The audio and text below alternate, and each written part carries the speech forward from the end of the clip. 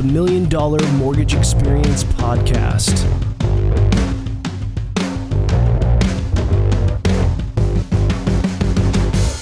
All right, welcome to today's podcast. I'm here with Logan Mohtashami. He's an expert on the U.S. economy and real estate market. As a lead analyst for HousingWire, he translates complex data into financial truth for housing economics. Welcome to the show. It is a pleasure to be here. Yes, got you here in the studio. Stoked. Yes. Last time we were on Zoom, which was cool, but it's always better in person. Yeah, it's always better. Yeah, so you gave us kind of a history before in our last podcast with you about your story on how you got into the market. You were a loan officer for a while. You had, I think, a mortgage company, and then now you just do only data analytics and you've keyboard warrior stuff with people on Twitter. Yeah, it's been an interesting journey because my whole game plan was I was going to be a high school basketball coach and teach history. You know, that was my whole thing. And then got into the stock market in the 1990s and then got into the mortgage industry with my father, and the money was a lot better. I was like, okay, starting salary for a teacher was like $26,000 back then. I was like, okay, that's not going to work.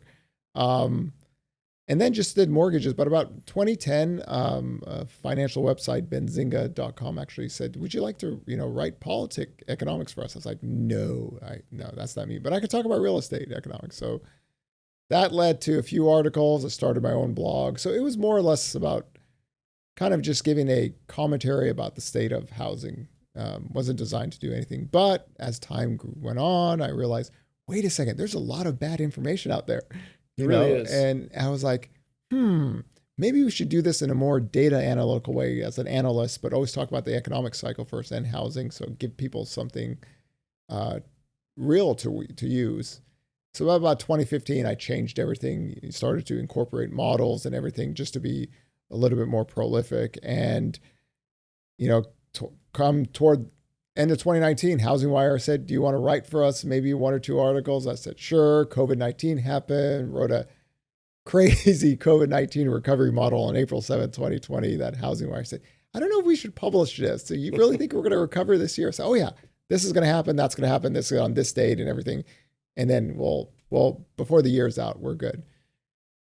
So then I was actually going to stop writing. I was going to do one economic cycle and pick a point in 2020 to 2024 to retire, and then do something else. And then the forbearance crash bros came. So it was like the summer of 2020. I was like, these people are still crazy. It doesn't matter. It's like the market's already recovered and they're never going to stop. So then I thought, I can't ever stop this, can I? You got sucked into a different side of the business. Yeah. So I was like, I'm going to have to do this. And so it was like, now I'm fully in. And like early 2020, I retired from the mortgage industry and I was like, okay, this is what I'm going to do for the rest of my life. I'm 100% committed. Yep. And then let's go with it. So it's too much fun. It's just way too much fun for one person to have. I feel like an NFL star, they're actually paying me to do this, That's awesome. Well, you seem to be having fun. Mm-hmm. When I listen to your podcast, if you're listening now, definitely check out the HousingWire podcast. It's great, but you always seem to be having fun. Yeah. It's way too much fun for one person to have. And when all you do is look at economic data 24/7, and then you could have the ability to talk about it. And then my thing is I love to debate about it. Yeah. I just like live debating has always been my strength, and I've never had an avenue to kind of do that in. And do you ever go live on social media and try to get people to? Oh yeah, I on Twitter I challenge everyone to live debates, and so far I got 2 stock traders to take my bait, and we did a webinar on it and everything. And so my whole thing is that doing this for the last 13 years and having the receipts and the record, and I was like, the next 10 years. I'm going to debate everyone I'm going to take as many people on live debates and just absolutely destroy as many people and have a collection of trophies because they're not economists. They're not data analysts. They're just, a lot of them are just trolling for doom click, kind of things. So it gives me motivation. It's like an athlete. I always tell people, think of me as a strong safety. And I see an overrated tight end coming down the middle. I know he talks a lot, but if I can knock him on his ass in front of everyone, he's not coming back in the middle anymore, but everyone gets to see. So it's kind of like every single day when I get up, that's the kind of attitude I have. And you got to be focused. You got to be disciplined. You got to track all economic data, but you got to be able to tell the story that people could understand, you know, in a way that, you know, then that's how you defeat a troll-like army. You teach people, you know, how to read economic data, and then they do the work for you a lot of times. Well, you probably are disappointing some people because they're like, I can't wait for the housing crash or the bubble to burst. And then I'm going to buy, and I'm going to buy cheap. And you guys are all going to be fools because you paid this high price. And what is your current economic update on the housing health? So I always say the housing market is savagely unhealthy because it doesn't have the ability to have these like major inventory increases like it did, you know, in 2005, 6, 7, and 8. And that's a lot of my work is showing people how credit channels, everything changed in the US economy after 2010. Qualified mortgage just changed everything. So everybody keeps on thinking that, okay, at some point, inventory is going to skyrocket, foreclosures. Sure. And it's just not that kind of marketplace. And, you know, our family's been in banking since the late 1950s. So this is kind of what we do. And I don't think people understand like how well homeowners are off. And like traditionally it's like, do people sell to be homeless? No. I mean, if you had a family, kids, the cops takes your kids away, you know, so you get this fixed 30-year payment, your wages rise every year, your total housing cost gets less. Unlike that period where you had a lot of short-term fixed debt. And when that recast, like Canada right now, people are waking up in Canada, their mortgage payment doubled.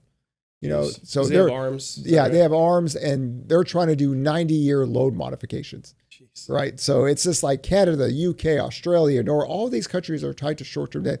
We have this 30-year fixed product, and it doesn't allow sales to like boom like it did during the housing. I would say you can never have a credit sales boom ever again, but man, the homeowners are going to look good, especially now that, you know, I think one of the things that people don't understand is from 1985 to 2007, people lived in their homes 5 to 7 years. Mm-hmm.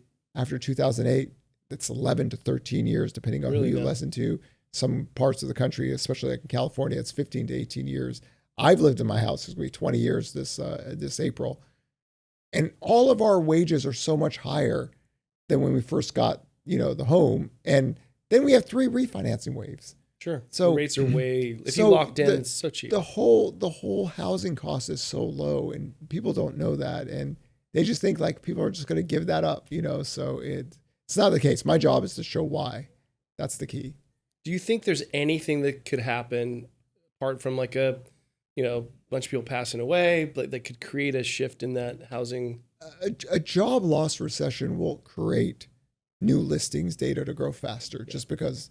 But then again, when that happens, mortgage rates come down. So it's, I always say it's like you have 157 million people working.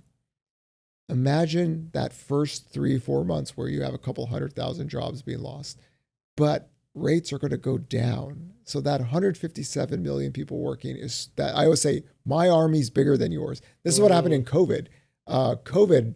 A lot of my smart economic friends were like, Logan, how can you say demand's going to come back? There's 20 to 30 million people unemployed, 5 million in forbearance. And I always go, oh, that's cute. Look at this army behind me. I have 133 million people still working and getting paid with 3% mortgage rates out there. Demand's going to come right back. You know, as soon as they're comfortable to live, right? They're not worried. They're not afraid of dying. Just go live. It'll be back. It came back in 6-7 weeks. Yep. Like the demand was just there. So, because home sales are so low right now, it doesn't take much to move the needle, but it does need lower rates. So I think that's whenever the job loss recession happens, that's going to be the next stage of the work. Can this massive U.S. workforce with lower rates offset, you know, the couple 100,000 homeowners that are going to lose their jobs in the first year?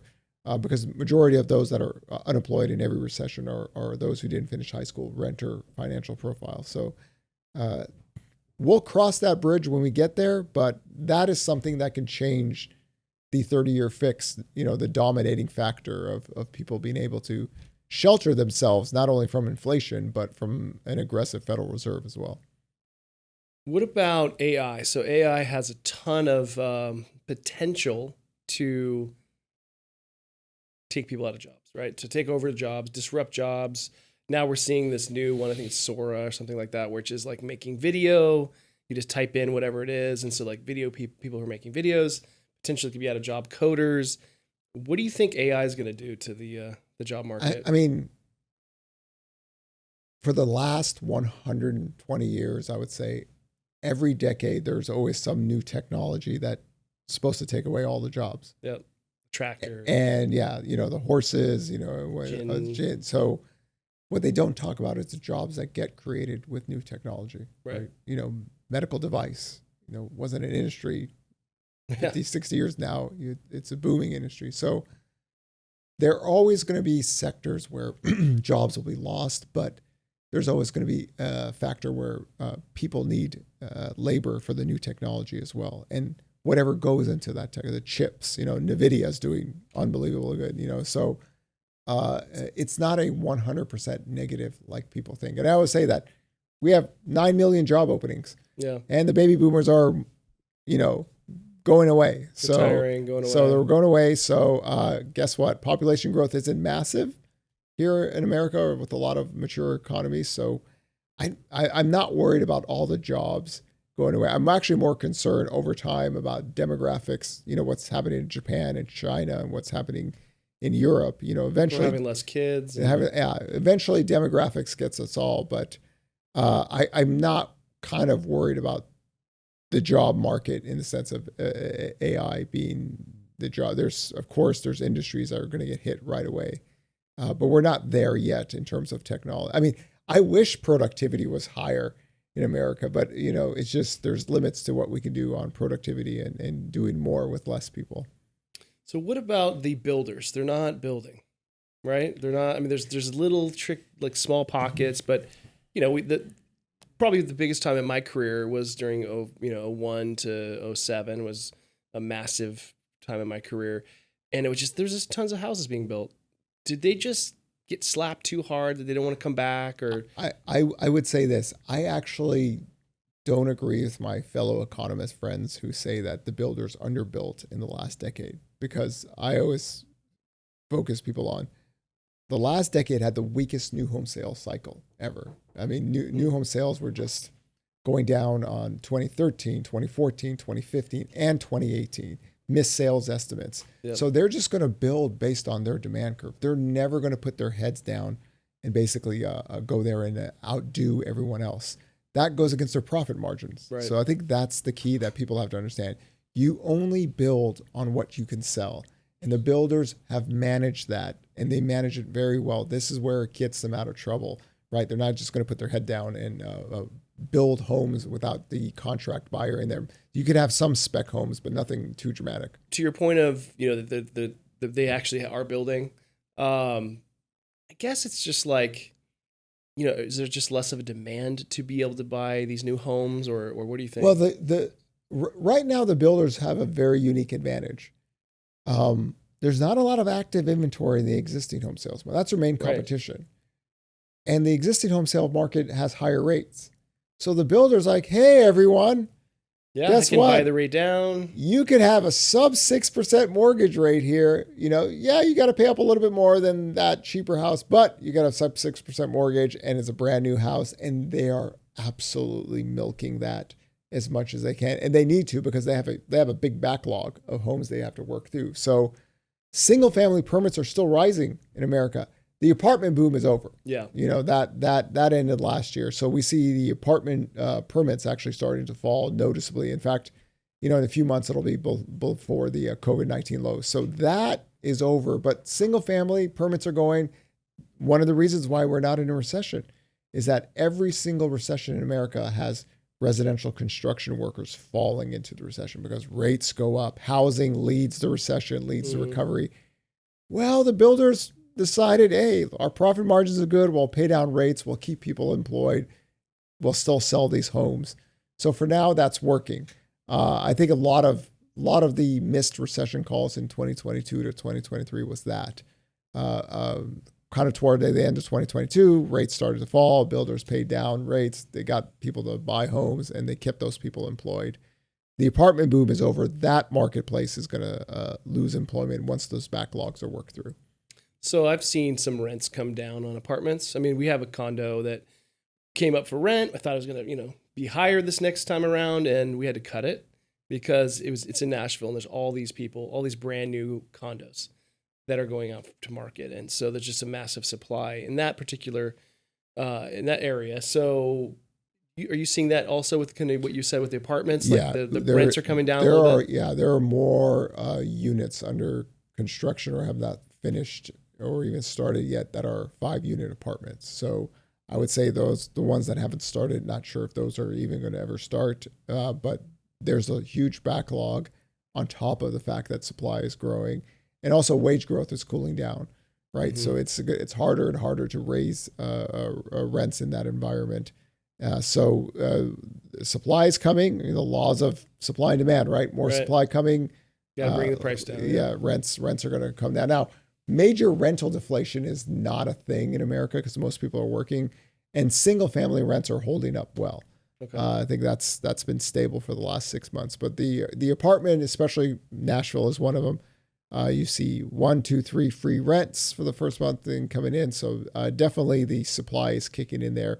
And, that's one of the reasons having an apartment boom, right? Yeah. But that story ended last year. So you're probably not going to see permits grow until maybe mid to late 2025 or early 2026. They've got to work off of the supply that's coming in and see where rents go. Got it. So the $1 billion question is, when is the Fed going to cut rates? Do you have a crystal ball somewhere down there? I'm not a Fed pivot person. So when you're not a Fed pivot person, you got to think, well, if you're not a Fed pivot, why would they cut rates? Well, the reality is that the Fed was forecasting a recession last year. They counted on it. They said, okay, we'll raise short-term rates so high, so fast that the labor market will have a mild recession and we'll handle that later. The reality is not only did that not happen, growth went above trend, which is something they didn't think could happen. The stock market recovered, which they didn't think could happen. And the labor data stayed solid. So I'm going to be in the 3 rate cut camp. That's kind of, and even with 3 rate cuts, they're actually still restrictive policy because the growth rate of inflation has fallen faster than they thought. Whether it's May or June, 3 rate cuts will come. But if the labor data starts to get weaker, then you could see more aggressive rate cuts. But in that sense, also the bond market will start to go down. Mortgage rates will go down with it. All right. So we still are going to get some rate cuts. Yeah, we're still going to get rate cuts. But May, June, so a little ways off. Yeah, it's interesting. A lot of people said, oh, the recent PPI inflation number, it's real exciting. I said, it's basically lower in a 12-month now than it was in the previous decade when we have 0 interest rate policy. So the PCE inflation is where the Federal Reserve tracks, and it has 1 handles on 3 to 6 month inflation data, 2 handles on. So the global pandemic inflationary story is done. That's pretty much over with. So it depends on how restrictive the Fed wants to be. To me, I've always said that they would prefer the labor market to get softer because of this fear of the 1970s entrenched inflation. So we're not there yet on the jobless claims data. That's my key data line. So that's why I can't be like a 5-6 rate cut person. Goldman Sachs still thinks there'll be 5 rate cuts, but the Fed just is, like I always say, they're going to be so old and slow here. It's going to surprise everyone, especially with all the progress that is made with inflation. People would have thought, okay, they would have been so easily to push for rate cuts, but it's frustrated a lot of people. So how'd the Fed get it so wrong? Because they, like you said, right? They thought it was going to happen, but it didn't. They thought their policy was going to change. I think if you're running a 1970s inflation model, not a pandemic, you're going to be wrong. You're going to be terribly wrong because the 1970s was unbelievable labor force growth. Housing was booming back then. We had an oil shock. That inflation is different. Here, the history of global pandemics, very inflationary early on, and the disinflation happens. If they didn't hike the last 1.5 times, the data would have looked the same, right? So they just assumed that the economy couldn't grow at trend. They assumed the labor market would get softer and stocks could, everything happened, right? Everything they thought couldn't happen actually happened. So wrong model for the wrong time. I think and I think that's part of the problem. They don't feel comfortable. They're so worried about the 70s and they go, oh my God, unemployment rate's so low. What if housing takes off again? And this is why they're kind of kicking and screaming. That's why toward the end of 2022, I came up with the old and slow kind of mindset because they changed. They were like 100% on for the soft landing. And somewhere toward the end of 2022, they said, okay, we just have to keep on hiking. Doesn't matter what happens. And we have to be more restrictive. And this is where we are, right? We're at the rate, we're at the rate cut phase. Just depends on how many we get each year now. Odds at potentially rate hikes? No, rate hikes. I mean, a rate hike would have to be rents taking off again and wage growth taking off again.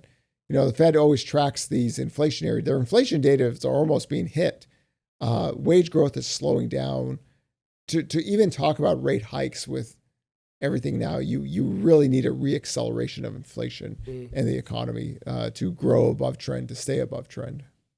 I guess it could happen if there was another pandemic. Well, then there's a pandemic, yeah. And then, obviously I think people will react differently to pandemics now. Was there data on like previous pandemic, like global pandemic? Yeah. Was that 1917? Yeah, I always, we look at 1918 and 1920, and we look at, rental inflation was big, right? But all pandemics, just because supply chains don't work, nothing works normal. So you can't get anything, so people need this. So it's amount to war in a sense.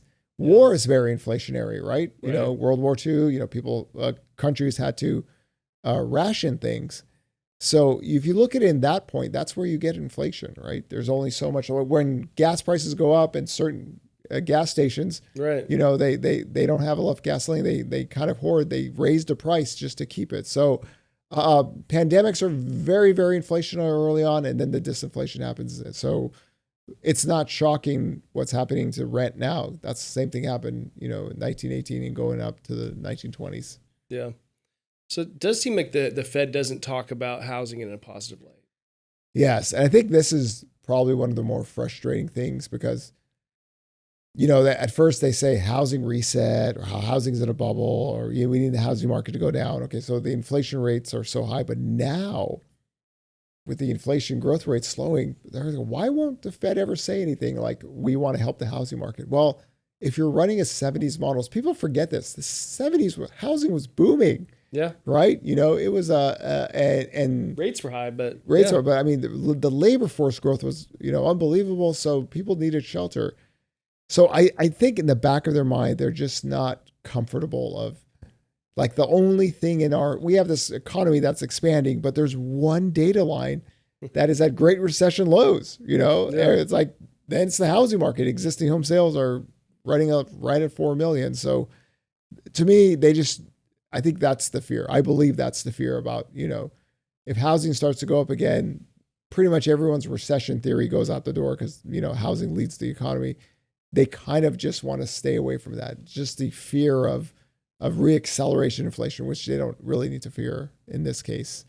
Without the global pandemic, the inflation data would have looked the same. I mean, the 21st century, it's really hard to get core inflation above 2%. And that's with zero interest rate policy, QE1, QE2, QE3, balance sheet expansion. Couldn't get it, couldn't get core inflation to stay up. So I think so much of that is also rent too, and supplies coming in. So it's hard to reverse the rate cut policy or the stance and start raising rates again. So what about, kind of always in the back of my mind, there's this thought of there could be a stock market crash, right? Growing up, seeing the different times it's happened where you look at the TV and it's all dropping and everyone's freaking out, right? Or there's some black swan event and it hasn't happened. I mean, obviously COVID was a black swan event, but what are the odds do you think, because the stock market's been continuing to go up. What do you think the odds are we'll have one of those moments where Well, I mean, when you have panic on Wall Street. When you have a recession, right, earnings come down. So, the forecast for companies' earnings comes down and stocks go down, right? That's pretty much how economic cycles work. So we used to have a lot more volatility in the previous decade. I think we had almost 3 times where we had almost a bear market during the longest economic and job expansion. So I think this is just the economy expanded. Nobody was ready for that. And people are playing catch up, because if you're a Wall Street guy, if you're bearish when, everyone's bearish, it's okay. When you're bearish and everyone else is making money. That's not acceptable. So you lose your job then. So I always track economic cycles, and when jobless claims break, I think everything changes for the U.S. economy. We're not there yet, right? Jobless claims are still historically low. Do you think that could shift in the next couple of years? Every economic cycle is unique, but the longer the Fed stays in restrictive policy, the higher the odds of a policy error. Yeah. And that creates a job loss recession, and the earnings go down. People have to get laid off. And I kind of feel like, and this is just something that I've sensed or I've heard, from different articles, is that there's a lot of cash still sitting on the sidelines in these $6 trillion of cash. And are they waiting till the Fed just starts cutting, or like what? Well, for a while there, when everyone thought we're going into recession, a lot of CFOs and companies were like, okay, we're not deploying this capital, so they're starting to feel a little bit better about that. So you might get some deployment. The government has deployed a lot of cash. There's a lot of projects that are about to go on work. So I still think that money just keeps on building. Yeah. So I think one thing that I've had to explain to people, that short-term rates going up for some companies is beneficiary. Mm-hmm. They've already borrowed. Let's say a company borrows $2 billion, at very low rates 5 years ago. They don't have to refinance or anything for another 5 years. But because rates have gone up, short-term rates have gone up, they earn more money on their interest. Right. So in a sense, arbitrage there. Yeah, they're actually making more. So some companies are in a better position because the cash they have is earning them more. And, in some cases, that's a big driver of their income for the quarter. Right. So we're at that stage. If every company had to refinance their debt today, it's different. But we're still not there yet where that's a big enough, data pool yet, where companies have to take on new debt at higher rates yet. And at that same point, the U.S. government's borrowed a ton of money, and our interest rates are going up. So that's going to kick in, that interest payments is going to be so much. I mean, how much is that affecting? We are going to go to, even before COVID, I think I wrote this article in 2019, we're going to $71 trillion in debt by 2060. I've run 71 trillion. Yeah. And this is before COVID. So I was like, I've run every single model. There's no way we can't get to 71 trillion, just because the baby boomers are Medicare, Social Security, right? The mandatory payouts are so high now. It's that when you have any recession, it's going to create a bigger deficit, more interest on mandatory payments. Then COVID happened, very fast recovery, lots of revenue that the government has, but it still doesn't matter. The laws of math win at the end. Yeah. We have too many older people. We have not enough younger people, so we can't offset it in incomes or taxes. Will our GDP grow to kind of offset that? I mean, our GDP will grow. It really depends on how much our labor force grows. There's a recent immigration number. There's 3.8 million people coming to the U.S.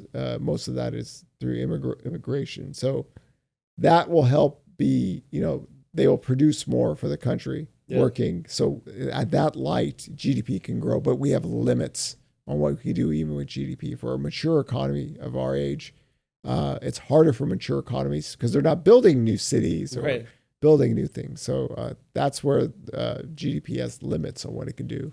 So those interest payments, though, let's talk about that. So with the higher bond, prices, the amount of money that we're printing, and to get to 70 trillion, that's going to be a massive portion of our budget. Yeah, it is, and it's going to be, and this is going to put pressure to reduce rates, right? I mean, or keep rates low if we can. The Fed will do price stability over that, but over time, that's one of the variables that rates will come down. Short-term rates go down. I don't believe the Fed looks at it as a primary one. Yeah. But it's something in general everyone knows.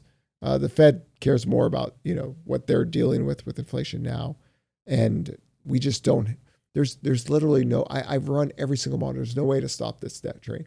In fact, I used to say it was 2024 to 2057. That's when the debt baby gets born. Because that's when really Medicare and Social Security payouts, and every year that if revenue, we have a recession, that means more deficit spending because less revenue. So there's nothing we can do about that. But I always tell people this: wait till China, Japan, or Europe has debt blowups first before us. Like They we're will. the most wealthiest country in the world. We have the biggest military. We have friendly neighbors. We have two oceans. We have things that other countries don't have. So wait for other smaller economies to have a debt blowup that Like kind of like Greece did. And kind of to that nature. Then Yeah. we can maybe talk about here, but here it's not the case. yeah. Well, we're in an election year, right? Nothing crazy's happened yet. Not that, anything crazy will happen, but, looking at the last election year was pretty nuts. What are your thoughts on this year? Anything predictive that you got in your... I mean, first of all, anything can happen. I always say politics is the word itself. Politics, many blood-sucking parasites. So it's just, we don't know how crazy it could get this time, but a lot of confusion can push rates up or down. Yeah. I know a lot of people said to me, well, when last time Trump won, mortgage rates went up. Well, the 10-year yield was at 160. And really, when Trump won, they thought economic growth is coming. So I would say mortgage rates move off the macro data. So people just got ahead of that. Mm-hmm. It's not the same case here. We're working from higher rates. We have actually a sticky inflation to work with. So don't put all your eggs on whoever wins the election. Things are going to change too much. They've got to take the Congress, the House, the Senate, and the White House before we could start talking about material changes to the U.S. economy. Yeah. So you don't think there's nothing you have up your sleeve that you think is going to happen? A prediction? No, I mean, to me, there's going to be a lot of noise, a lot of drama, but focused on jobless claims. If jobless claims were running at 323,000, the 10-year yield is mortgage rates are under 6% already. Yeah. So we're not there yet. That's the more important story for everyone. So where do you think we are rate-wise come, say, July? If jobless claims stay low and the economy is expanding, rates will still hover around here. To me, I was always thought that it's not inflation. If I used inflation as the biggest driver of this, the mortgage rates should be sub 6%. We have bad spreads and the economic data staying firm, and we have one Fed member basically saying we need to hike rates. We should not, So in that environment, rates can't move too much. But if the economy slows down, if jobless claims start to rise, that's how you get sub 6%, even sub 5% mortgage rates. Right, definitely. Biggest challenge the U.S. is facing right now? I think uncertainty on policy going out in the future, but eventually in time, demographics hit us. We have a lot of parts of the U.S. that don't have a lot of young people living there. As their workers retire, they need to be replaced and need more consumers. And I think that's the thing. You need replacement workers and replacement consumers for the ones that are dying off. Yeah. So what are your thoughts on the immigration policies that we got now? Well, immigration had made a huge comeback, and that's one of the reasons why the labor force growth and jobs data was getting better. So in that context, one of the data lines I saw is that, we were almost at 3.8 million immigration coming in. And that explains the population growth being better this year. You're going to have to get them assimilated in terms of getting people into jobs and being productive. Right. And that's a positive for the U.S. If you don't get them assimilated or into the workforce, it becomes a drag. So I think, we see that where they just get in, get a job, start working, paying taxes, send the money home. That's what a lot of times happens. But in this case, population growth has been slowing here for some time. So we need more replacement workers because every single day, baby boomers are leaving. Yep. Talk to me about advice for mortgage brokers. Well, if you were a mortgage broker right now, because you escaped out of it, but you used to be, what would you tell mortgage brokers to do, in this rate environment, do focus on the things you can control on. Yeah. And I would say getting people pre-qualified, but getting pre-qualified with the right message. Yep. Don't ever talk about mortgage rates, talk about the payment. Yep. And just hammer down the payments are this here, this here, this here, this here. So once they find something they like, they won't lose it. Yep. Right? Because everyone's kind of thinking, I'll just wait till rates fall and I'll be the only person in the world that'll think that. And all of a sudden, here we are, rates are falling, so get your clients pre-qualified, get them updated, keep them updated to the market. I think one of our reasons our podcast has been so popular is that we really talk about the market and economic data and what can move the market up or down. And I think that's going to be the key for mortgage brokers, is to connect with your clients so they know you're their person, right? Yep. And going in the future, that'll help out whenever rates do fall. Absolutely. That's good stuff. So where does someone find you? I know the HousingWire, you're on Instagram. Where else? Like, tell us your tags. Just my name, Logan Mohtashami. You can find me on Instagram. You can find me on Facebook or Twitter. Twitter is where the war happens. Instagram stories is really for nerds because I go over all macroeconomic data. HousingWire is the website that I write for. We have a HousingWire tracker, which tracks all the weekly data, freshest data we have. Active listings, new listings, price cut percentages, purchase application data. Where the 10 years old, we give that information so everyone can be versed to the most up to date data. And our HousingWire podcast, you could go on Apple daily. Sarah and I talk about twice a week. We also have a YouTube channel, and both of our podcasts will be there. So again, we try to keep it. I would say economics done right. Yeah. It's boring. It's not designed to be this hot, fun, sexy thing. But if you always want to be the detective, not the troll, my job is to teach and make economics as fun as possible so you get more people reading. And the podcast, especially the YouTube, it's designed to be very entertaining, but very informative in a way that everybody can understand. Any funny stories about Twitter trolls? Probably have a bunch. God, I think one of the things I always remember is during COVID, right when COVID happened, I had all these messages like, the US is going to collapse. I was like, these people are crazy.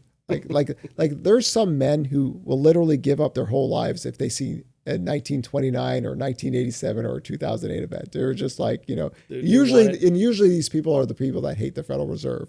And it's just like very hard for them to like live in America after 1913. And it's just like the world isn't collapsing and it's frustrating. But I remember all these people just like bombarding me about, here it is. It's like here's like, we literally, our people are dying and all they care about is how home prices are going to crash. Yeah. And like, you're wrong. Yeah. So I kept everything. I kept 12. Oh my God. People don't like when I go after the housing crash people, I literally list all the things in every single year since 2012. I would say they're the broken clock theory. So what people don't understand is that I know who these people are. And since you keep everything, this is where you get the live debates. And then all of a sudden when they say, hey, I said, no. Remember you in 2013? You remember what you said here? You remember this? Oh yeah, here's a screenshot of this. Oh, you remember you were the housing crash person in December 2016. Yeah, so we constantly do this because now I figured out how to really go after these people is get them into camera debates, and it's just it's a crucible. It'll be such a takedown, but if everybody sees them, they go, oh my God, these people really are frauds. They're not housing people. They're not. There's no fear porn, right? There's no forecasting. There's no models. There's no nothing. So the best way is that keeping everything. And God, my iPhone has so much stuff stored in it. And screenshots. Yeah, screenshots. And just keep. And they don't know I use their own languages against them. And then sometimes I'll show them, hey, remember this? This is you back. This is you. And they're like, so. I would say 90% of the trolling people have gone away because they know what I'm doing. I'm baiting them into live debates. Yep.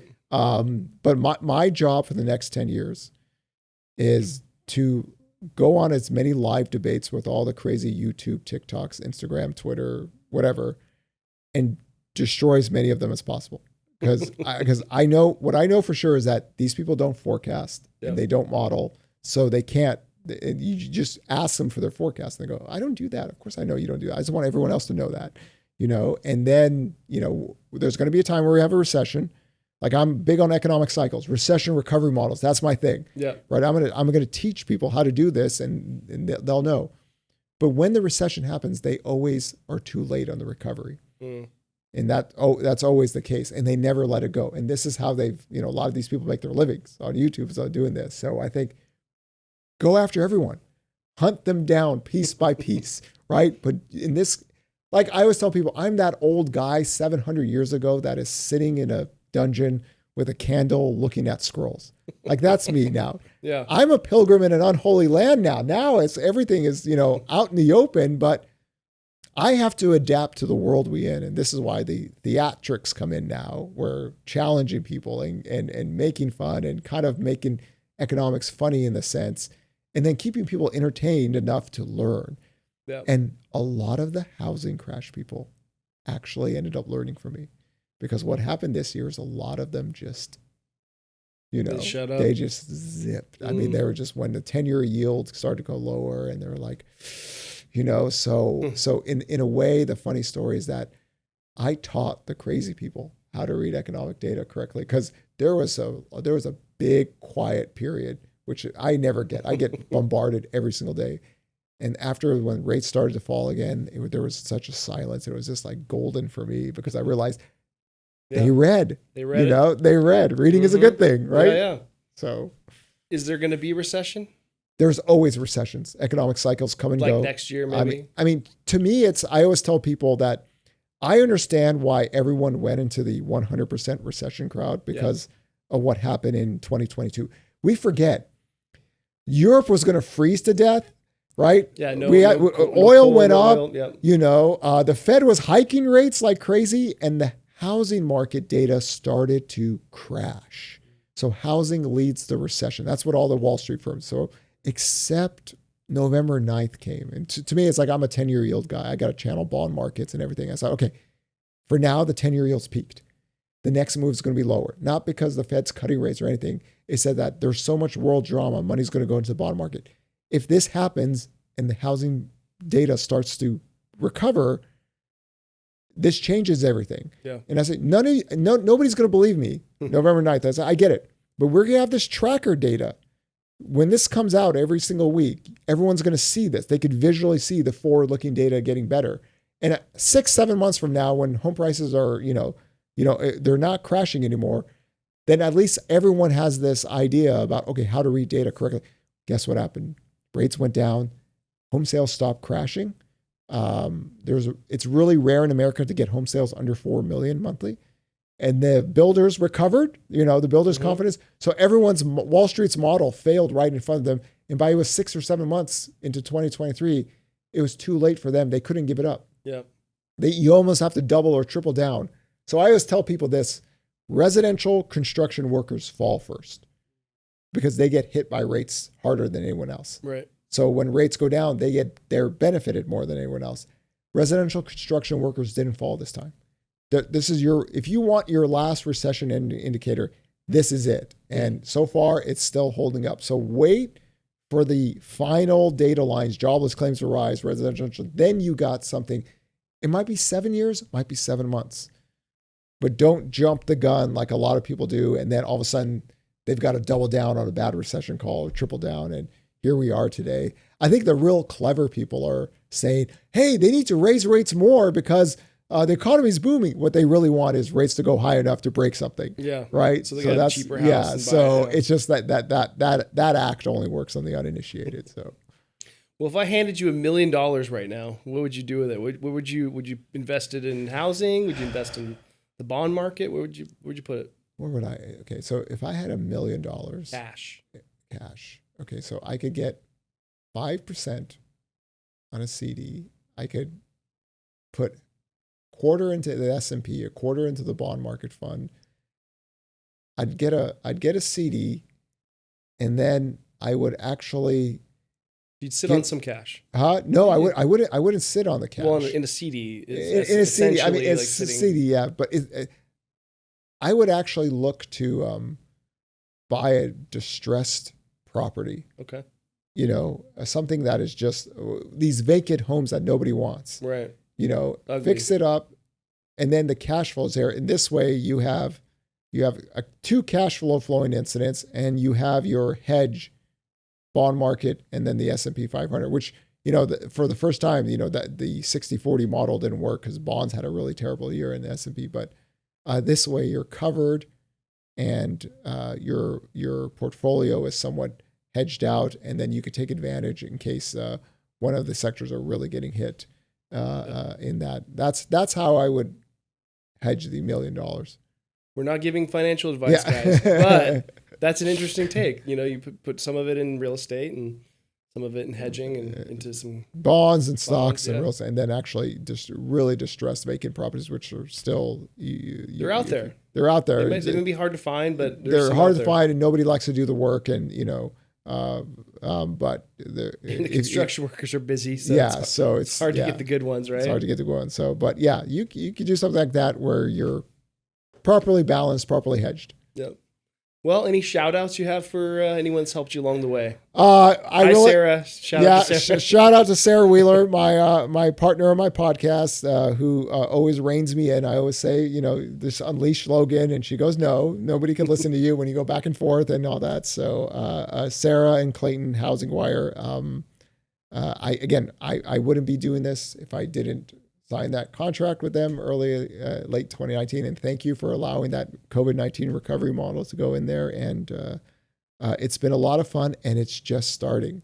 Yeah. That's the most exciting part about it. This phase of my life is just starting, and we go on nerd tours all the time. And shout out to Caroline, who's my marketing person who helps me organize everything. So the HousingWire crew out there, definitely, because it's a lot of work. I don't sleep much.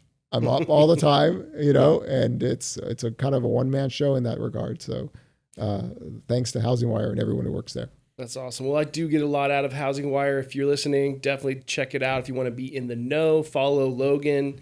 He's a wealth of information. And thanks for listening to this podcast. Please like, share, subscribe. Check out Logan's stuff. Follow him, and then you'll be in the know as well. See you on the next podcast. Thanks for coming on. My pleasure. All right. See ya. The $1 Million Mortgage Experience Podcast.